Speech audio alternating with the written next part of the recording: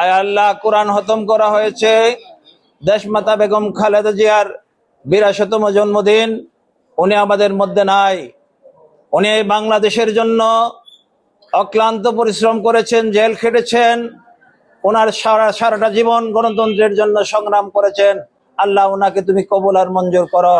ব্রাহ্মণবাড়িয়ার আশুগঞ্জে আপোষহীন দেশনেত্রী, সাবেক প্রধানমন্ত্রী ও বিএনপির চেয়ারপারসন মরহুমা বেগম খালেদা জিয়ার 82তম জন্মদিন উপলক্ষে আলোচনা সভা, কোরআন খতম ও দোয়া মাহফিল অনুষ্ঠিত হয়েছে। কেন্দ্রীয় কর্মসূচির অংশ হিসেবে স্থানীয় উপজেলা বিএনপির কার্যালয়ে 15 আগস্ট শনিবার সন্ধ্যায় এই কর্মসূচি পালন করা হয়।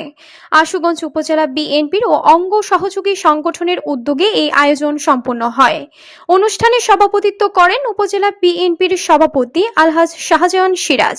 সভায় বক্তব্য রাখেন উপজেলা বিএনপির সাধারণ সম্পাদক হাবিবুর রহমান হাবিব, সাংগঠনিক সম্পাদক কামাল হোসেন জয়, উপজেলা যুবদলের আহ্বায়ক আলমগীর খাঁ, উপজেলা শ্রমিক দলের আহ্বায়ক সোহেল পারভেজ প্রমুখ। এ সময় উপজেলা ও বিভিন্ন ইউনিয়ন বিএনপি এবং অঙ্গ সংগঠনের নেতাকর্মীগণ উপস্থিত ছিলেন। দলীয় নেতাকর্মীদের উপস্থিতিতে অনুষ্ঠিত এই সভায় মরহুমা বেগম খালেদা জিয়ার স্মৃতির প্রতি গভীর শ্রদ্ধা জানানো হয় এবং মরহুমার আত্মার মাগফিরাত কামনা করে কোরআন খতম ও বিশেষ মোনাজাত পরিচালনা করা হয়।